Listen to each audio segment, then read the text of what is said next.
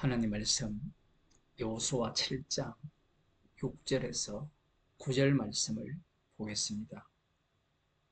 구약 성경 328쪽입니다.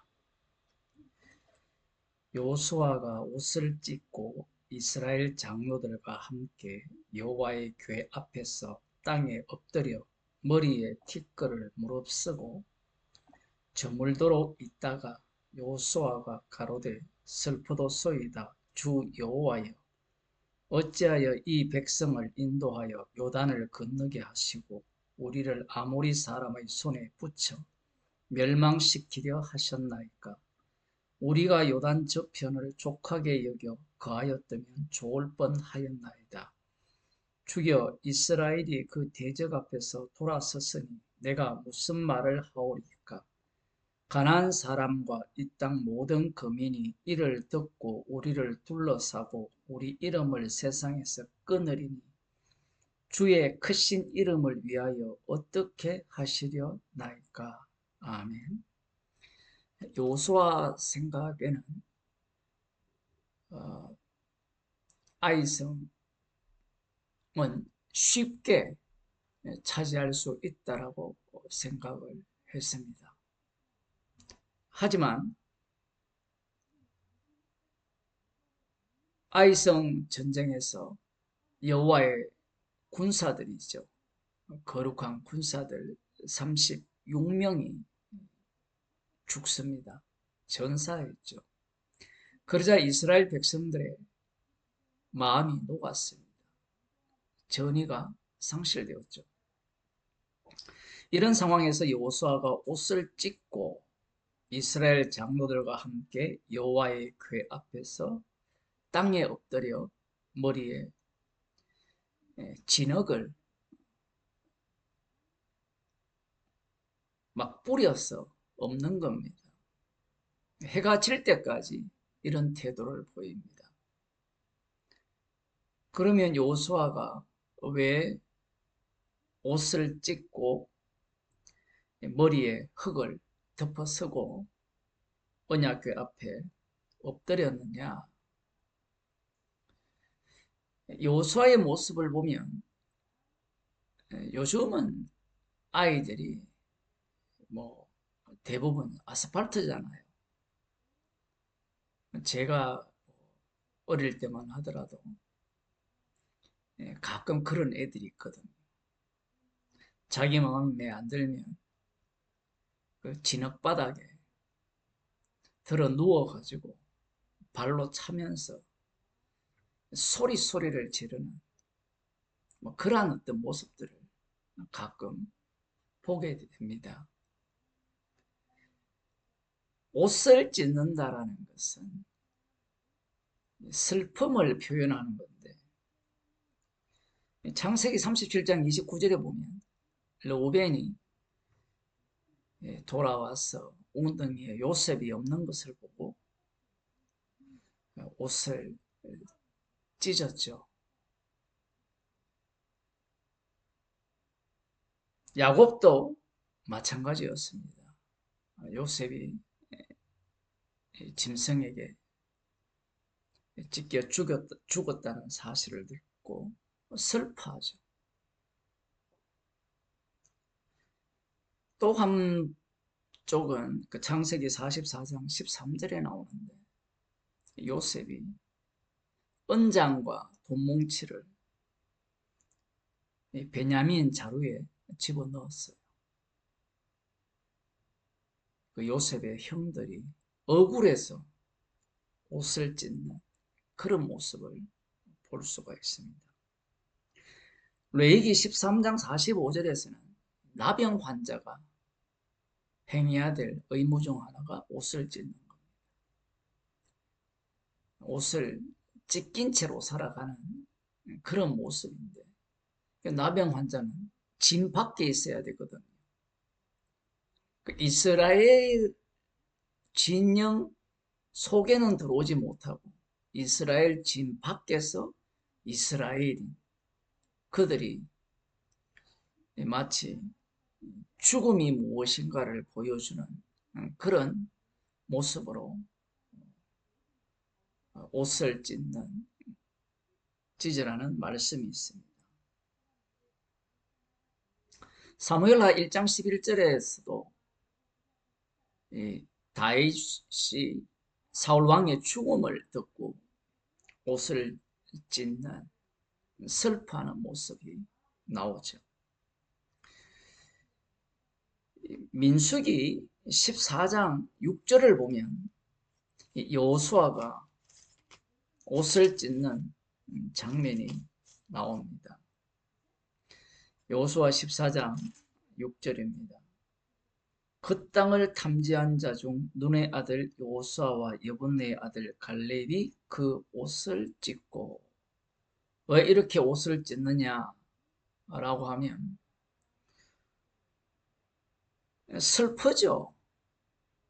10명의 정탐꾼들이 모세와 아론을 원망하고 이스라엘 자손 전체가 악평한 이 소식을 듣고 모세와 아론을 원망하는, 애굽으로 돌아가는 것이 낫다라는 말을 들었을 때 옷을 찢었습니다.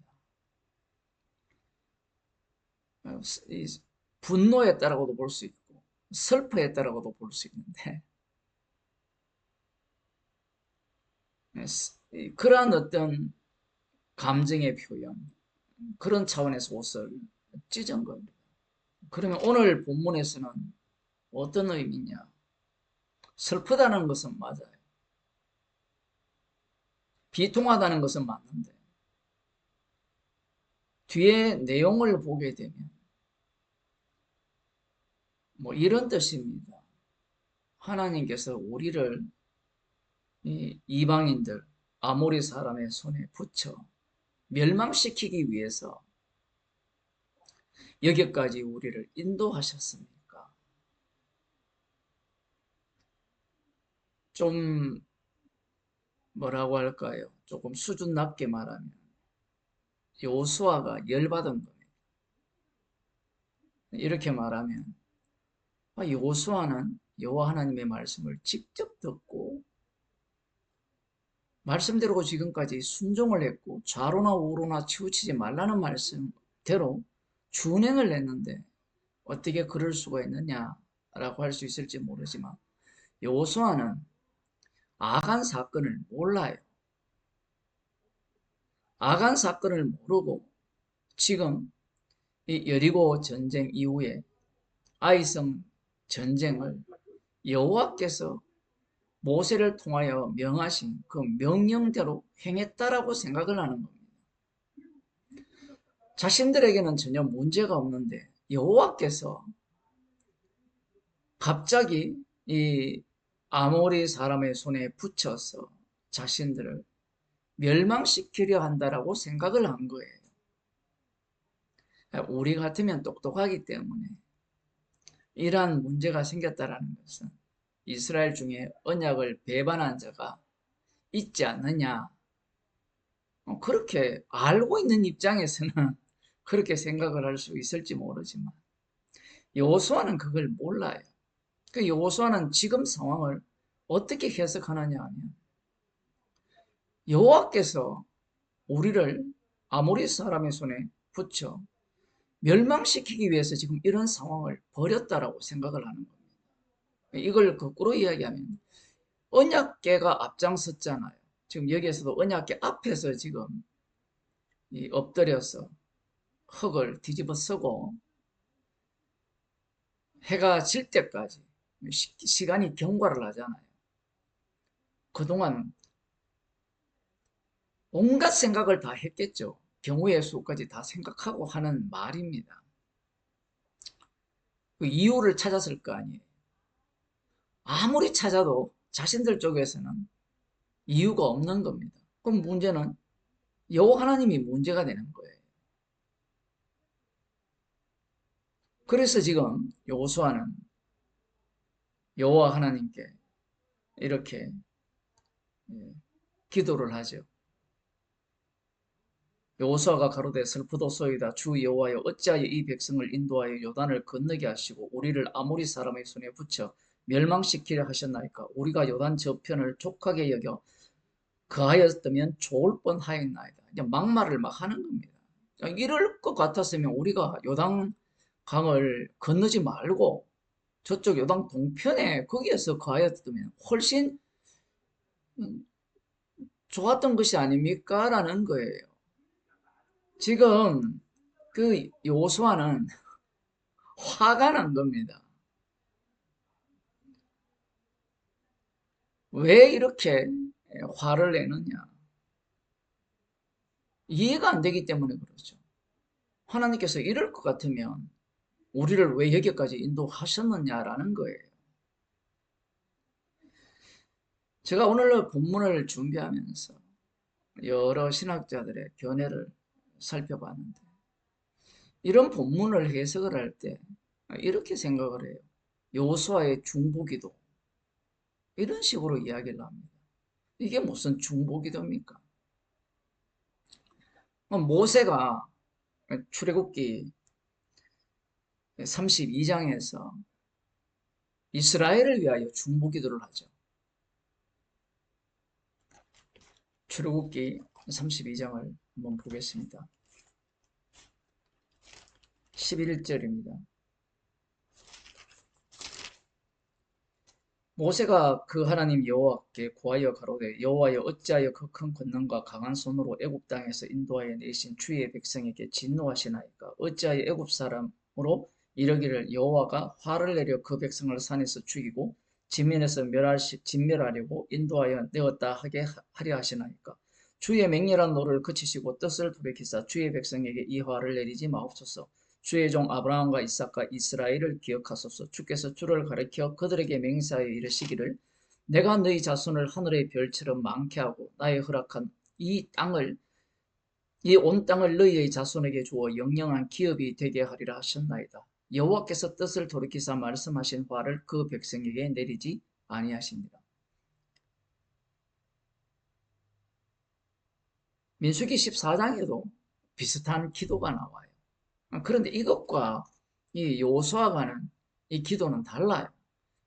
모세는 그 민수기 14장이나 아니면 출애굽기 32장은 이스라엘의 범죄를 알고 하나님께서 이들을 진멸하겠다라는 그 말씀을 듣고 하는 기도고 지금 요수아는 이스라엘의 범죄가 있다라는 사실을 상상도 못하는 겁니다. 그런 상황에서 지금 요수아가 기도를 하는데 차라리 아모리 사람의 손에 붙여 우리를 멸망시킬 것 같으면 요단 동편에서 거하였다면 훨씬 좋았다라고 하면서 8절에 보면 주여 이스라엘이 그 대적 앞에서 돌아섰으니 내가 무슨 말을 하오리까? 여호와께서 이 땅을 주신다고 했는데 그들이 도망쳐버리면 말씀대로 되지 않는 것이 아닙니까? 라고 하면서 9절에 이렇게 말합니다. 가나안 사람과 이 땅 모든 거민이 이를 듣고 우리를 둘러싸고 우리 이름을 세상에서 끊으리니 주의 크신 이름을 위하여 어떻게 하시려니까? 우리가 포위당해가지고 이스라엘 이름이 끊어지면 세상에서 끊게 된다면 주의 크신 이름을 위하여 어떻게 하겠느냐라는 거예요. 모세의 시종으로서 모세가 이스라엘이 범죄하였을 때 하던 그 기도를 알고 있어요. 그걸 끌고 와서 기도하는 겁니다. 주의 크신 이름을 위하여 어떻게 해달라는 거예요. 지금 여호수아는 단단히 착각을 하고 있죠. 여호와의 군대 장관을 만났을 때 여호와의 군대 장관이 너의 발에 신을 벗어라. 이곳은 거룩한 땅이라고 했잖아요. 그러니까 여호수아는 계속 신발을 벗어야 돼요. 그걸 모르는 겁니다. 여리고성을 멋들어지게 진멸시키고 나니까 이 전쟁이 자신들이 순종을 잘해서 승리한 전쟁이라고 착각을 하는 거예요.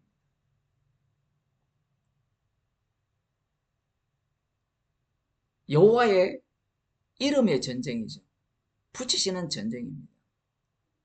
여기에서도 마찬가지죠. 주의 크신 이름을 위하여 지금 여호수아가 만만히 여기던 아이성 사람들에 의해서 패하게 하신 거예요. 주의 크신 이름이 그렇게 하신 겁니다. 이러한 말씀들이 있음에도 불구하고 자꾸 사람들은, 목사들이나 신학자들이나 교인들은 여호수아를 영웅화시키려고 해요. 예수님만이 의로운 분이에요. 의인은 없습니다. 오늘날도 많은 교인들이 여호수아처럼 땡깡을 부리면 하나님께서 기도를 들어주신다고 생각해요. 부르짖어라, 응답한다 라고 하나님께서 말씀하셨으니까 안 들어줍니다. 그래서 예수님께서 예수님의 이름으로 기도를 하라고 하죠. 예수님의 이름으로 기도를 하라는 말씀은 너희들이 땡깡 부린다고 들어주지 않는다는 이야기예요. 찾고 두드리고 구하고 그러면 뭐 들어주고 열어주고 응답한다라고 생각을 하는데, 주님이 자기 백성에게는 반드시 응답은 하십니다. 예수님께서 기도하신 응답이 십자가잖아요. 그런데 예수 이름으로 기도를 하면서 땡깡 부리는 사람들이 원하는 응답은 무엇입니까? 특히 나름 주님을 위하여서 헌신하고 봉사하고 기도했다는 사람들이 땡깡을 더 부리지요.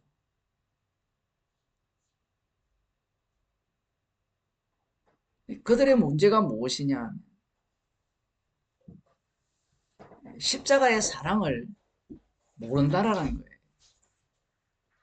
십자가의 사랑을 어쩌면 받은 적이 없다고 볼 수 있습니다. 여호수아는 구약에 속했잖아요. 그럼 구약이 우리 손에 있잖아요. 오늘 본문에 나오잖아요. 구약에 나오는 여호와 하나님은 철저하게 언약대로 행하시는 하나님. 땡깡 부린다고 들어주시는 하나님이 아닙니다. 주의 이름을 위하여서 우리 집안이 평안하게 하시고, 주의 이름을 위하여서 사업이 잘 되게 하시고, 그런 주의 이름은 우상입니다. 오늘날 한국교회는 우상으로 가득 찼다고 볼 수 있어요. 예수 우상이죠. 기도하겠습니다. 하나님 아버지, 주의 이름을 위하여서